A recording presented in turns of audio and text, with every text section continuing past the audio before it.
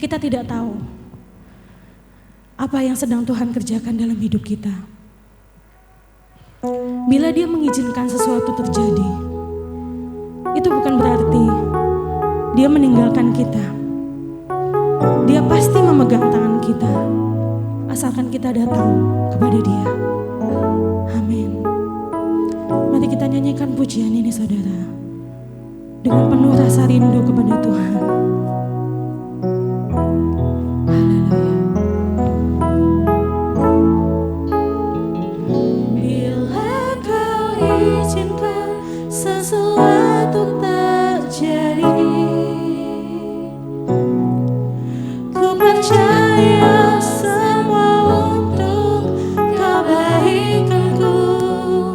Bila nanti telah tiba waktumu, ku percaya kuasa-Mu memulihkan hidupku.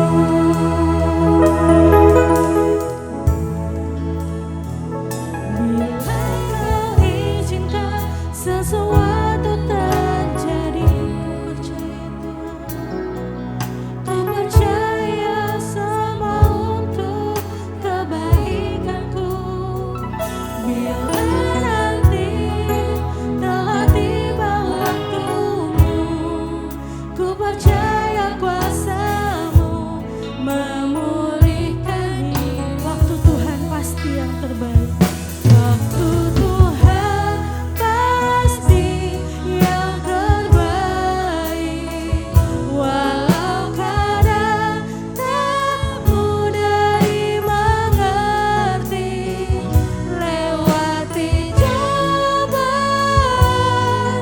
ku tetap percaya waktu Tuhan pasti yang terbaik. Mari kita nyanyikan pujian ini dengan penuh iman kepada Tuhan. Bila Kau izinkan sesuatu terjadi, percaya Tuhan, ku percaya semua untuk kebaikanku. Bila nanti telah tiba waktumu, ku percaya kuasa-Mu memulihkan hidupku. Waktu Tuhan pasti yang terbaik. Walau kadang tak mudah dimengerti, lewati cobaan,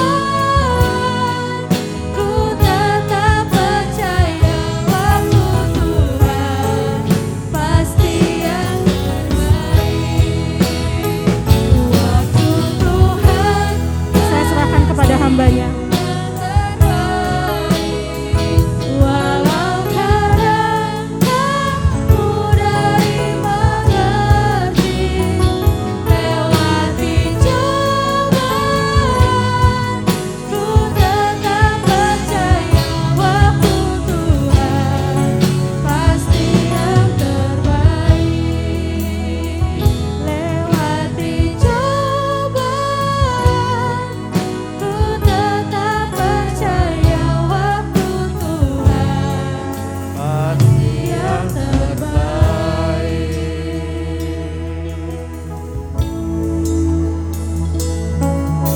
Ini iman kami kepadamu ya Tuhan.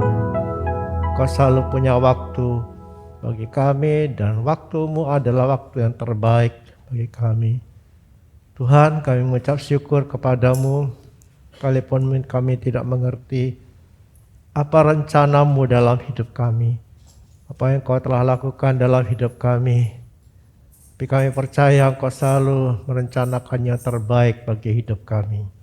Apapun yang kami alami hari-hari ini Tuhan, kami tetap menyerahkan diri kami kepadamu dalam ucapan syukur kami kepadamu ya Tuhan.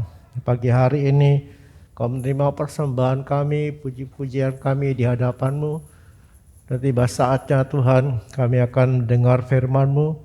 Tolong kami untuk memahami dengan hati kami dan pikiran kami, agar firman-Mu Tuhan boleh menjadi kekuatan bagi kami semua.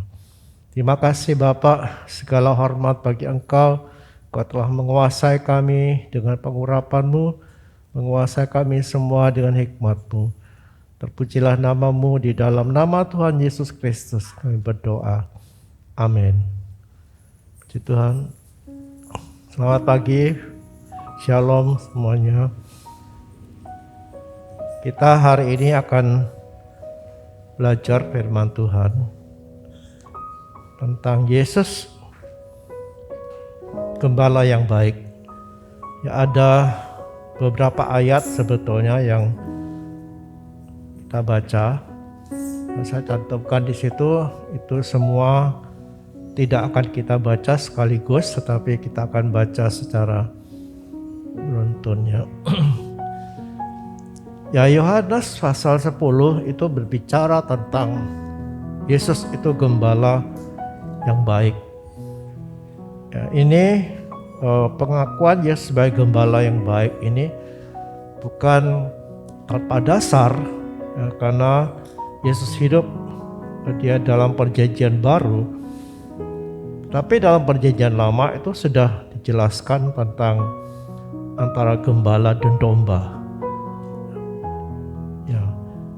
Di dalam ayat ini, ayat-ayat Yohanes 10 ini, Yesus memperkenalkan dirinya sebagai gembala yang baik.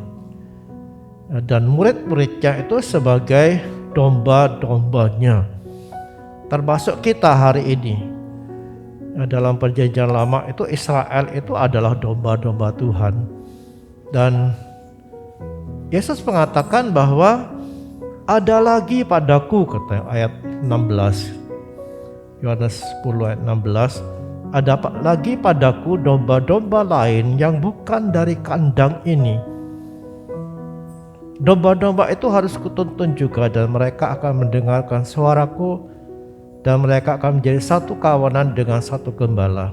Ini perumpamaan tentang bahwa ada domba-domba lain, itu adalah kita semua, orang-orang di luar Israel. Ya, sedang domba-domba yang dimaksud dari kandang ini itu adalah Israel. Ya, jadi kita termasuk domba-dombanya. Domba itu adalah binatang yang lemah. Kenapa? Karena domba itu tidak punya alat bela diri, tidak punya alat untuk menyerang, ya penglihatannya kabur.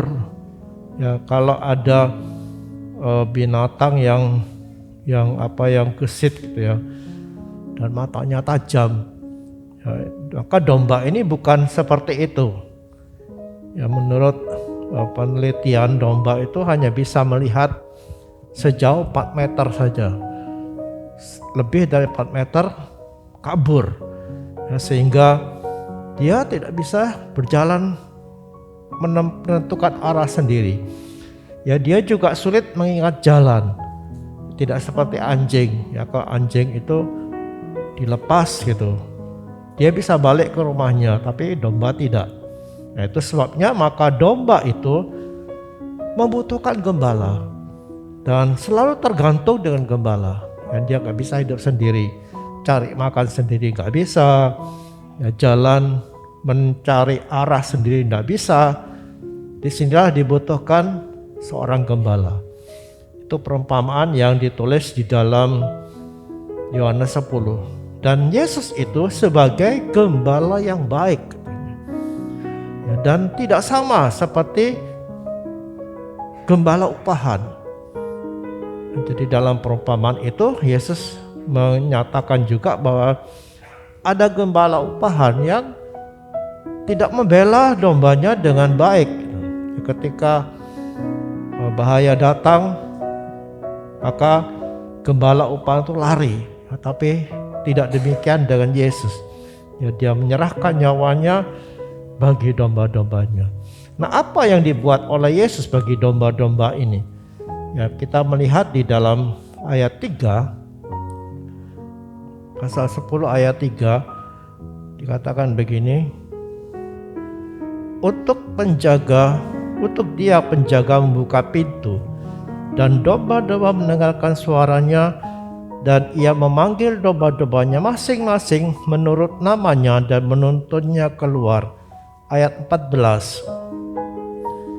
Ayat 14. Akulah gembala yang baik, dan aku mengenal domba-dombaku, dan domba-dombaku mengenal aku.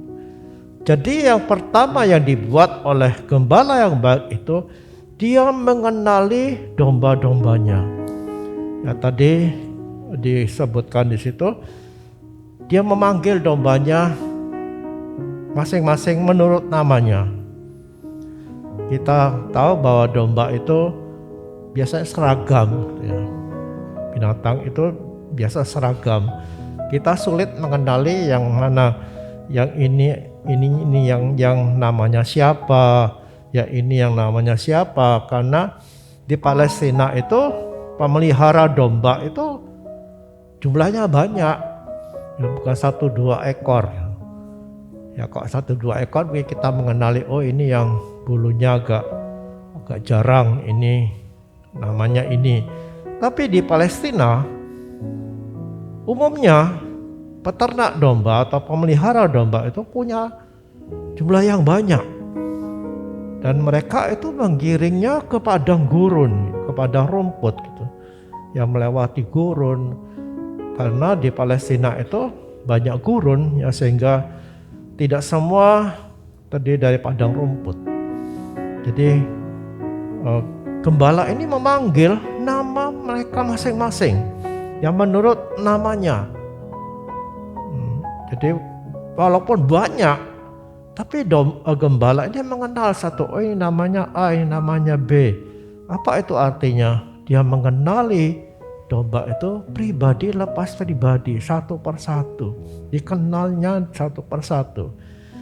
Apa dikenalnya? Yang dikenal tentunya sifat dari domba itu. Dia mengenal sifat karakter kita, dia mengenal kelemahan kita. Ya, dia mengenali kekurangan kita. Dia kenal beban kita semua. Kadang kita merasa sendiri. Ya, kalau mengalami masalah atau persoalan begitu, kita merasa sendiri, tidak ada yang peduli.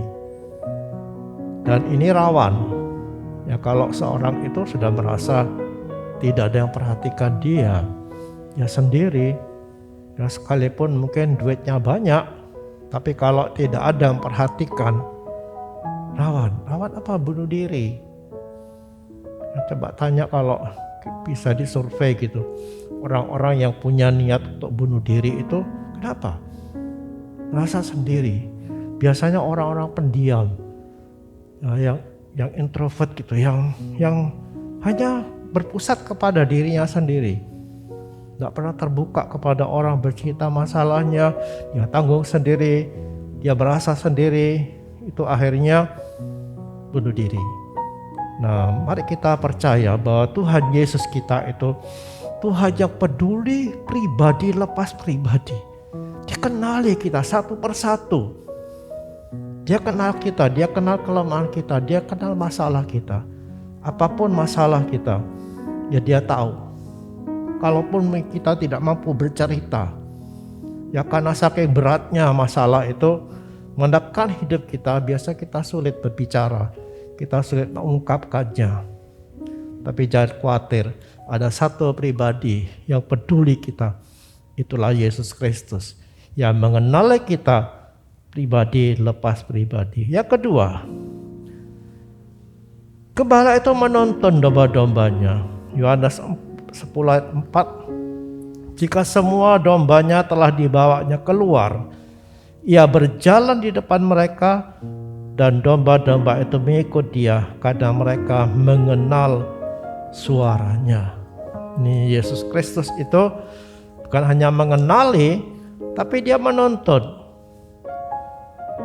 pada jalan yang benar. Karena dia tahu jelas mana jalan yang harus ditempuh oleh domba-dombanya. Tadi saya mengatakan bahwa domba itu tidak bisa cari jalan sendiri. Dan dia tidak bisa menempuh atau mencari jalan sendiri. Dia perlu pemimpin. Dan gembala itu yang memimpinnya. Dia tahu jelas mana jalan yang benar, jalan yang pas untuk domba-dombanya. Walaupun tidak selalu nyaman. Ya, Mazmur dalam Mazmur 23 itu mengatakan dia memimpin kita kadang-kadang ke lembah yang kelam. Ya, kadang dia memimpin ke rumput yang hijau. Tapi satu saat dia memimpin kita lewat lembah kelam. Nah, di sini kita biasanya marah sama Tuhan. Kok dipimpin ke tempat yang tidak enak seperti ini? Tapi percayalah, dia tidak pernah meninggalkan kita. Dia menuntut kita. Dia bertanggung jawab sekalipun kita menempuh jalan yang menurut kita itu salah. Kok diizinkan terjadi? Ya kan? Kadang-kadang kita ketika mengalami masalah, musibah dalam hidup kita, manusiawi kalau kita protes. Wajar.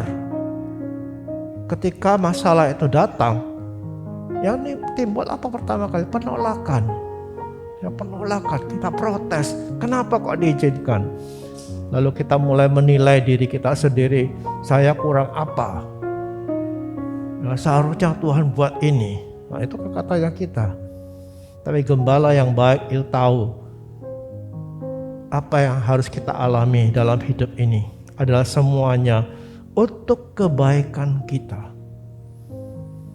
Itu secara rohani, ya, secara rohani dia menuntut kita melewati jalan-jalan yang benar yang harus kita tempuh. Tapi dia juga menolong kita, menuntun kita pada saat kita harus mengambil keputusan. Ambil keputusan, kita bingung, ini yang mana yang mau dipilih. Ya, ada orang yang tipenya itu bingungan. Ya, bingungan, mana ya yang mau dipilih. Tidak bisa ngambil keputusan.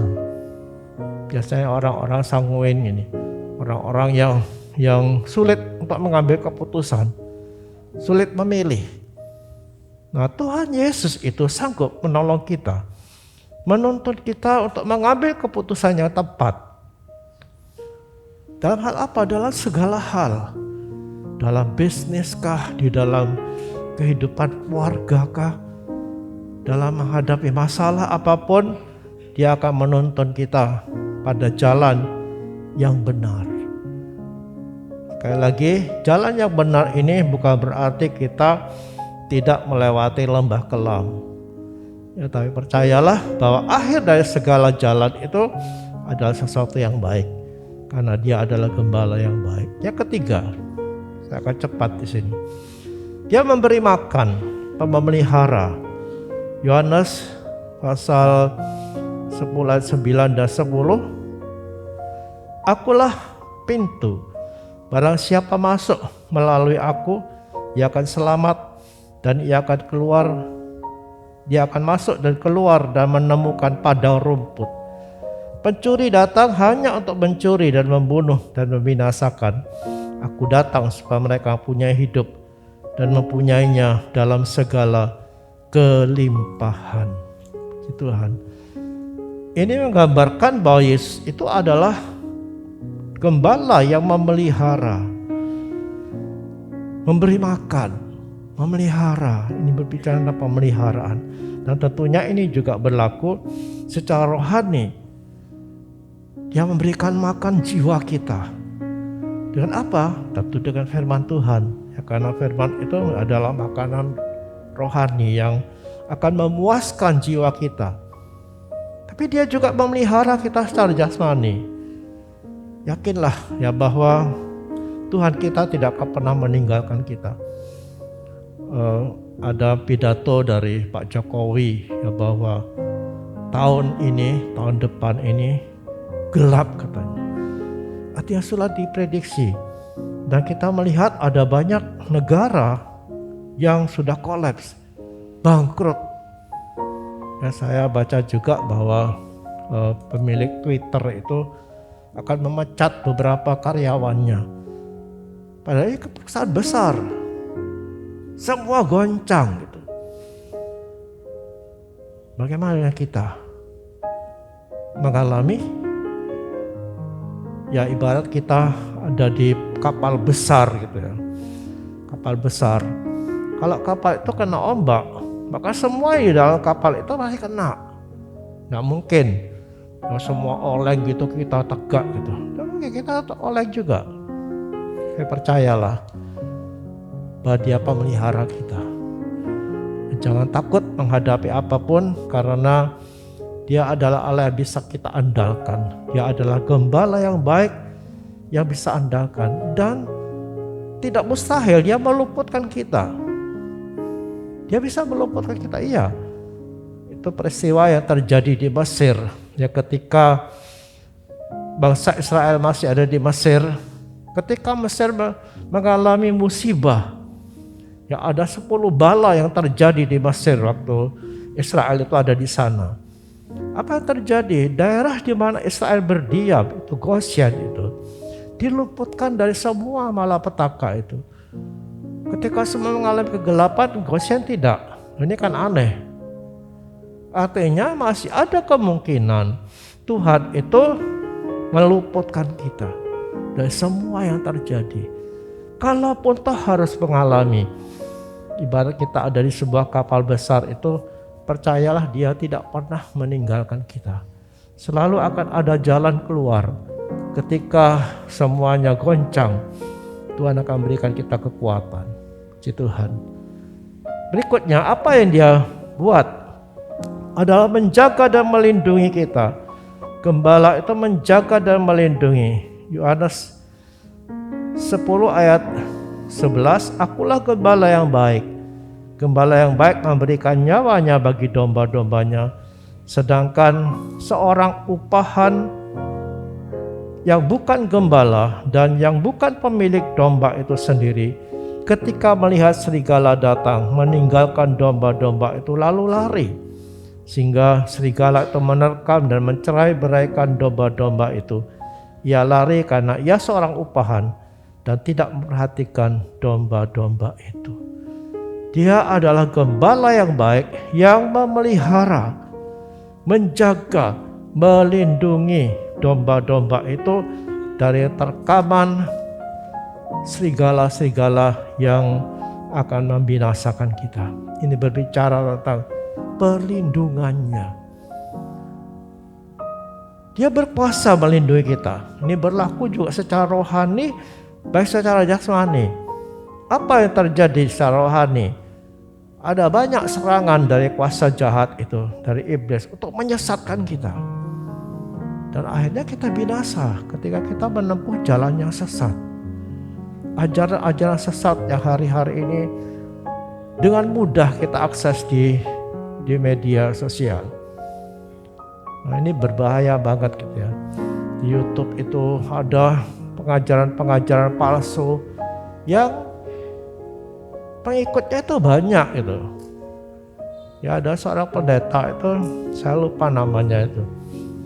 Dia cuma ngomong, enggak di videonya itu enggak ada atraksi apa gitu, enggak ada. Cuma ngomong.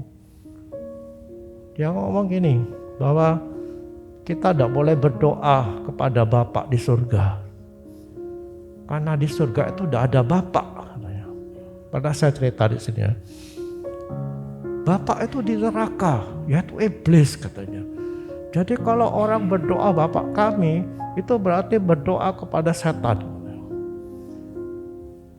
Nah, hati saya ini kok pengikutnya banyak, followernya itu banyak, 30.000. Loh, apakah 30.000 orang ini yang menjadi followernya itu? Pengikut, penganut, maksudnya penganutnya, atau hanya kepingin tahu gitu? Nggak tahu saya. Jadi penyesatan itu terjadi di mana-mana hari ini. Ada kilat dari timur itu, gereja Tuhan yang Maha Kuasa. Kalau kita tidak mengenal Alkitab, kita akan terseret. Karena pengajarannya mirip-mirip gitu. Tapi akhirnya dia mengatakan Alkitab tidak dibutuhkan lagi. Alkitab sudah usang, tidak berlaku lagi. Yang berlaku adalah sesuatu yang diberikan kepada pemimpin dari gereja itu. Ini kan penyesatan yang yang berbahaya gitu. Nah, tapi saya percaya ketika kita melekat dengan gembala yang baik itu kita akan dilindungi. Loh, kok nyatanya ada orang yang suka doa, kok menganut ajaran sesat? Ada. Kenapa? Ya kita ragukan apakah dia berdoa beneran atau melekat dengan Tuhan sungguh atau hanya sekedar tradisi. Saya percaya kalau kita dekat dengan gembala yang baik itu, dia akan memimpin kita, melindungi kita dari penyesatan. Jadi kita harus percaya bahwa Tuhan itu Tuhan yang bertanggung jawab atas kita. Dia melindungi, menjaga kita dari penyesatan, serangan iblis yang merupakan penyesatan. Tapi dia juga bisa menjaga kita, melindungi kita dari bahaya secara jasmani. Ya, dijaga, dilindungi kita dari musibah yang sedang terjadi. Loh, kalau begitu apakah orang Kristen itu tidak akan pernah mengalami kecelakaan?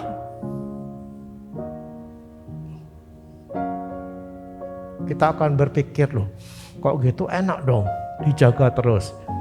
Tidak, kita masih bisa mengalami kecelakaan. Pernah kita celaka.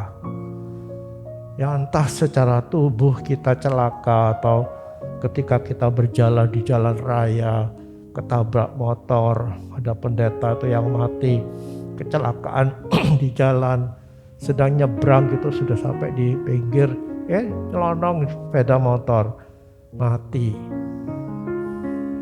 Loh kok bisa? Apakah Tuhan tidak melindungi dia? Tuhan melindungi, jaga dia. Loh kok bisa mati? Ya itu sudah diatur Tuhan untuk bawa dia pulang. Tidak ada satu kejadian yang menyentuh kita kalau Tuhan tidak izinkan. Tidak ada. Ya karena ketika Ayub mengalami musibah. Kenapa? Apa Tuhan tidak melindungi Ayub? Dilindungi, dijaga. Ya hanya manusia tidak tahu apa yang terjadi di alam sana. Terjadi dialog antara Tuhan dengan setan di surga. Tuhan mengatakan begini, kamu lihat Ayub? Ya, aku lihat. Ya karena engkau melindungi, menjaga dia, makanya dia takut kepada Tuhan. Lalu apa yang Tuhan katakan? Sekarang aku buka. Aku izinkan kamu ambil semua harta bendanya. Tapi tubuhnya jangan. Lalu musibah terjadi. Harta kekayaan lenyap semua. Tapi tubuhnya tetap sehat. Kenapa? Karena Tuhan bilang jangan sentuh tubuhnya. Setan datang lagi, protes lagi. Ya karena tubuhnya masih sehat. Lalu Tuhan bilang gini, kamu tubuhnya boleh kamu serang, tapi jiwanya jangan. Sehingga walaupun tubuhnya itu dihancurkan oleh setan, dia tidak bisa mati. Kenapa? Karena ada perlindungan Tuhan. Jadi kalau musibah datang dalam hidup kita, itu berarti Tuhan izinkan sesuatu terjadi. Jangan berprasangka buruk kepada Tuhan, karena perlindungannya masih tetap ada. Paling tidak jiwa kita dilindungi. Ada ketika kita harus mengalami kematian gara-gara musibah, masih ada perlindungan. Jiwa kita akan ketemu dengan Dia. Puji Tuhan. Jadi gembala yang baik itu adalah gembala yang melindungi. Yang terakhir tentang gembala itu adalah yang memberikan nyawanya. Yohanes 10:11 mengatakan, akulah gembala yang baik.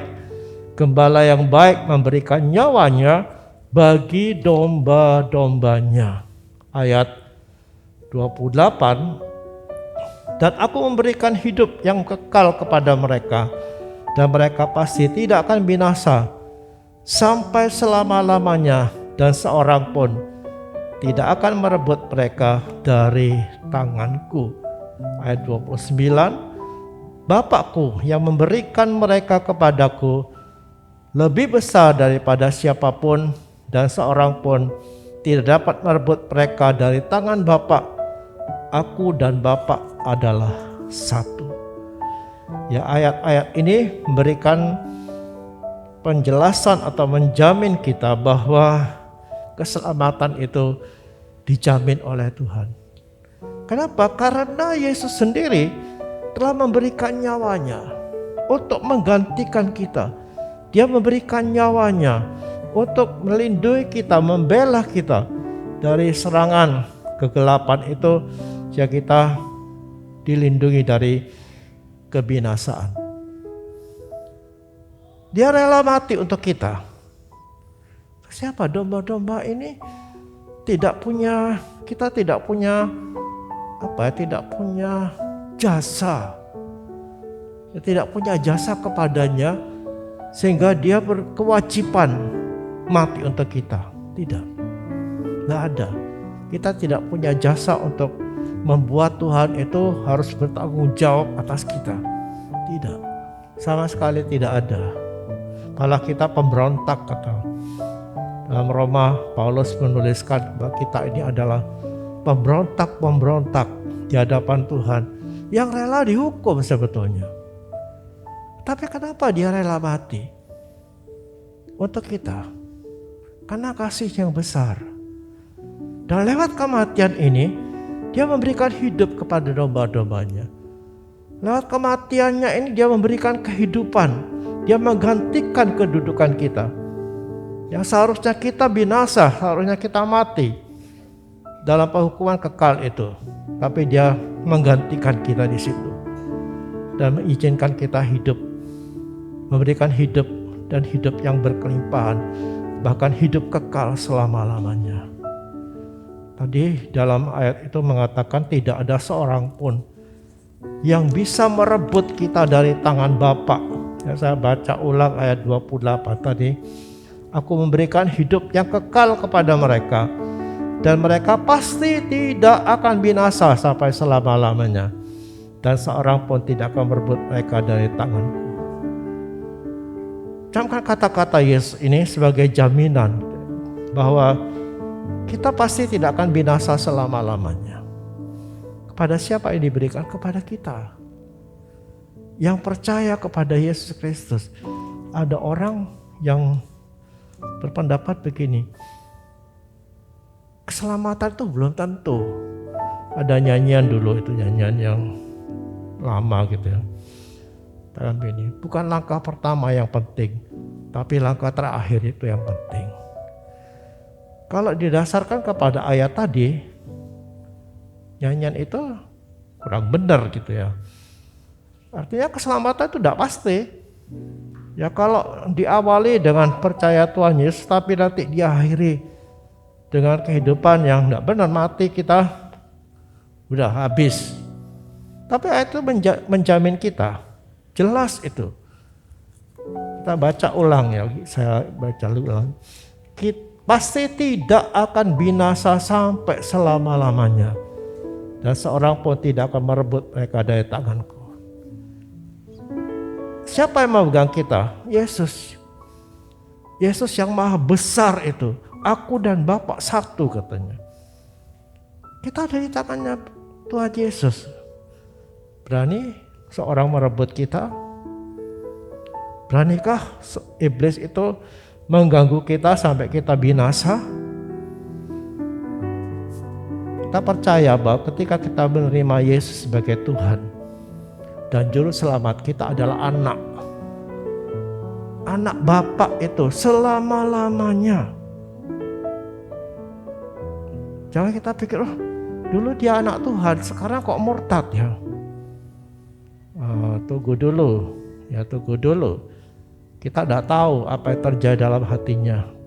Mungkin dia dulu bukan anak, memang bukan anak, hanya ke gereja, ya melayani mungkin. Nah ini tidak dijamin keselamatan, tapi kalau dia lahir baru, dia adalah anak.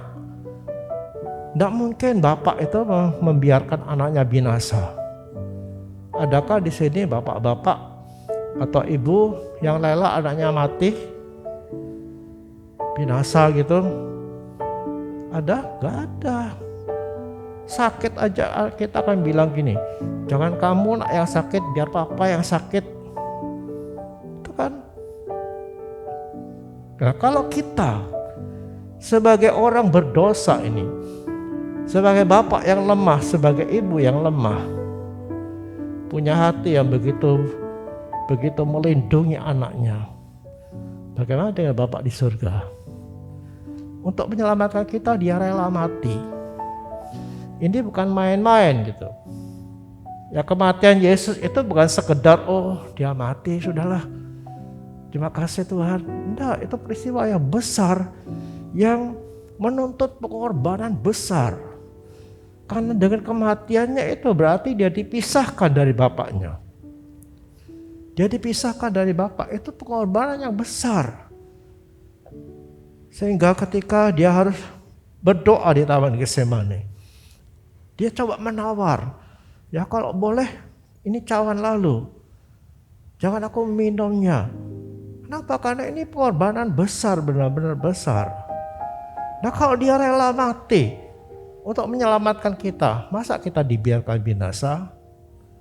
Saya percaya kalau kita anak, satu saat dia akan balik. Anak yang hilang itu pasti balik. Ya, cerita anak yang hilang itu balik. Itulah Bapak kita. Nah, baliknya gimana? Ya harus menderita dulu. Ya, kalau kita meninggalkan Tuhan, kita meninggalkan persekutuan dengan Tuhan, kita akan dihajar. Ya, anak yang dikasih itu dihajarnya. Supaya apa? Supaya kembali. Mau dihajar atau tidak? Ya, mari kita selalu dekat, melekat dengan dia. Ya, sehingga kita tidak perlu mengalami hajarannya yang tidak enak itu. Ya, tidak ada hajaran itu enak katanya. Tapi akhirnya akan mendatangkan kemuliaan bagi orang yang rela untuk dihajar. Mari kita yakin bahwa kematian Yesus Kristus itu menjamin keselamatan kita selama-lamanya. Jangan takut masuk neraka, kecuali kita bukan anak. Bagaimana kalau hidup dalam dosa? Adakah anak Tuhan yang hidup dalam dosa? Saya yakin tidak.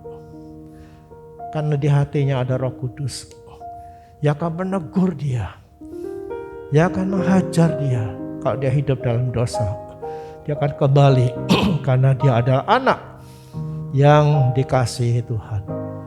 Puji Tuhan, percayalah bahwa Yesus Gembala yang baik itu telah menyerahkan nyawanya supaya kita hidup. Karena kita adalah domba-dombanya. Mari kita sekarang belajar tentang bagaimana kita sebagai domba. Ya, domba itu semua orang yang percaya kepadanya. Karena dikatakan dalam ayat 25 begini bunyinya, Yesus menjawab mereka, aku telah mengatakannya kepada kamu, tetapi kamu tidak percaya. Pekerjaan-pekerjaan yang kulakukan dalam nama Bapakku itulah yang memberikan kesaksian tentang aku. Tapi kamu tidak percaya karena kamu tidak termasuk domba-dombaku. Kamu tidak percaya karena kamu tidak termasuk domba-dombaku. Artinya domba-domba itu adalah orang yang percaya. Itulah kita semua. Ya, tadi dalam pendahuluan saya mengatakan itu tadinya Yesus itu datang kepada Israel. Tapi karena Israel menolak, akhirnya dia buka pintu untuk kita yang bukan Israel. Ya, orang Tionghoa, orang Indonesia, orang Arab, orang apapun di luar Israel sekarang boleh menjadi dombanya, yaitu yang percaya. Apa kewajiban kita sebagai domba? Mendengar dan mengenal suaranya. Yohanes 10 ayat 3 dan 4. Untuk dia penjaga membuka pintu, dan domba-domba mendengarkan suaranya, dan ia memanggil domba-dombanya masing-masing menurut namanya dan menuntunnya keluar. Ayat 4. Jika semua dombanya telah dibawanya keluar, ia berjalan di depan mereka dan domba-domba itu mengikut dia karena mereka mengenal suaranya. Domba-dombaku mendengar. Ayat 27. Domba-dombaku mendengarkan suaraku, aku mengenal mereka dan mereka mengikut aku. Kewajiban kita adalah mendengar dan mengenal dia.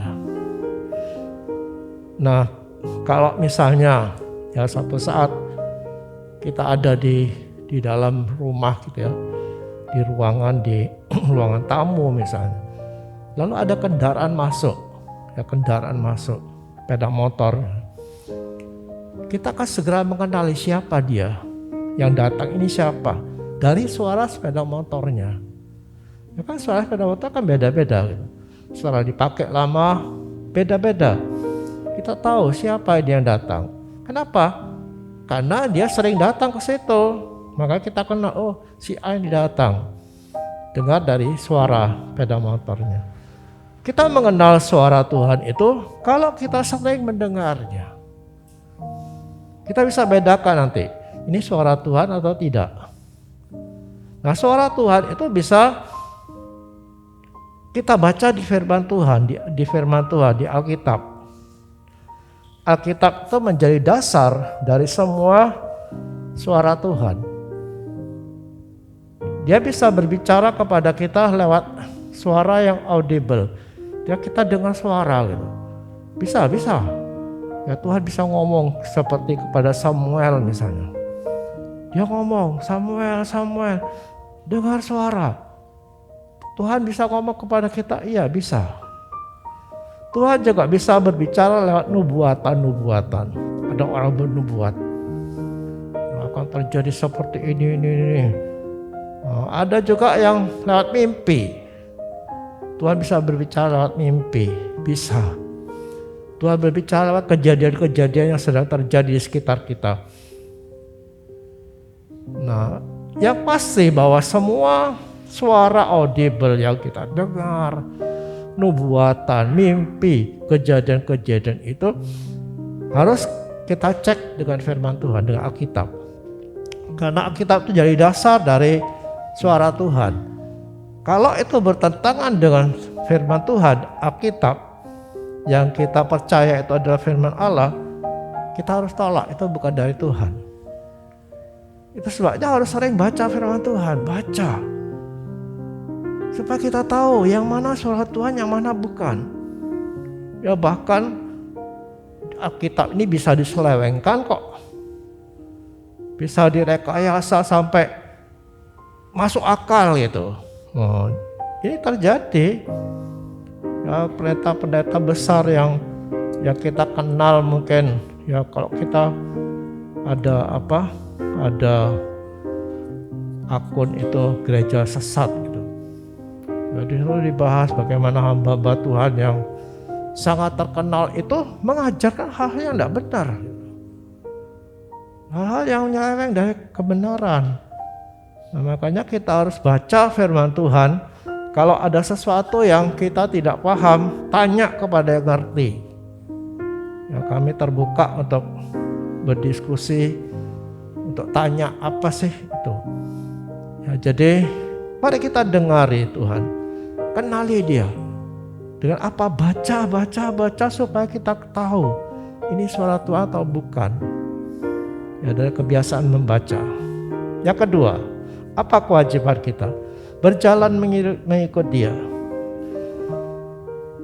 Ayat 4 dan 5, jika semua dombanya telah dibawanya keluar, Ia berjalan di depan mereka, dan domba-domba itu mengikut Dia karena mereka mengenal suaranya. Tetapi seorang asing pasti tidak mereka ikuti, malah mereka lari daripadanya, karena suara orang-orang asing tidak mereka kenal. Perhatikan kata-kata di sini, Dia berjalan di depan mereka, domba-domba itu ngikut dari belakang. Artinya domba-domba itu taat, yang ikut dari belakang. Domba-domba itu tidak berjalan di depan. Kalau kita dulu sering gitu ya, ada domba-domba yang digembalakan, kok tidak salah dibentar situ. Gembalanya di belakang pakai pecut gitu. Domba-dombanya lari di depan. Orang gembalakan bebek itu juga. Tapi di Palestina tidak.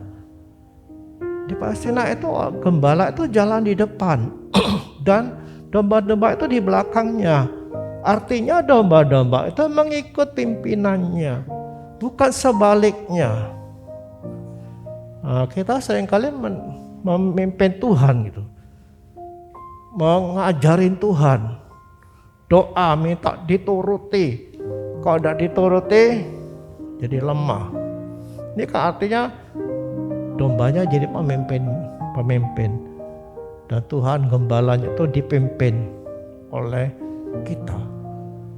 Kita harus taat kepada Tuhan, bukan Tuhan taat kepada kita. Doa juga minta supaya gini. Kalau tidak dituruti marah. Gak benar. Ya, mari kita belajar taat kepada apa yang Tuhan katakan, kepada apa yang Tuhan kehendaki. Yang terakhir, apa yang kita lakukan adalah masuk melalui Dia.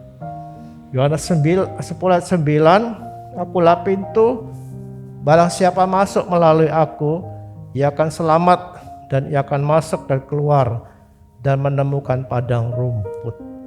Masuk melalui Tuhan itu menggambarkan satu persekutuan dengan Dia. Nah, dalam persekutuan dengan Tuhan ini kita akan mendapatkan pemeliharaan. Kita mendapat makanan katanya. Kita dapatkan makanan ketika kita bersekutu dengan Tuhan. Dia akan memelihara kita lewat firman Tuhan yang kita baca tiap hari. Ya, kita mendapatkan makan kekuatan rohani. Mari kita bersekutu dengan Dia, masuk lewat Dia. Bersekutulah dengan Dia. Terutama saat-saat ini di mana kita menghadapi masa yang gelap katanya, masa-masa sulit. Kita tidak bisa prediksi apa yang terjadi tahun depan. Kita tidak bisa berharap tahun depan jadi lebih enak. Ya, boleh saja kita berharap, tapi kita tidak tahu apa yang terjadi, apa yang akan terjadi tahun depan. Tapi kalau kita mengenali Tuhan, kita kenali Dia dengan baik, kita bersekutu dengan Dia, saya percaya kekuatan itu akan kita miliki. Ya, gembala yang baik itu tidak pernah meninggalkan kita. Mari lekat dengan Dia, ikuti Dia, taatlah kepadanya, kita kenali Dia. Ya, tema yang kita ambil, kenalilah Tuhan. Itu bukan sesuatu yang hanya kenal gitu saja, tapi kenal dengan alami Tuhan itu dalam hidup kita, sehingga kita terus akan mengikut Dia dan kita hidup dalam pemeliharaannya setiap hari. Pelihara persekutuan kita dengan firman Tuhan dan dengan pribadi Yesus Kristus di dalam doa kita. Amin. Mari kita nyanyikan sebuah nyanyian, semua karena anugerah-Mu. Hari ini ada bukan karena kuatku, tapi karena Roh-Mu. Mari kita bawa hati kita menyembah Tuhan, mengikut Dia. Yang mengikut Tuhan untuk mengenal kehendak-Nya. Kita nyanyikan nyanyi ini sebagai satu pengakuan kita kepadanya. Haleluya.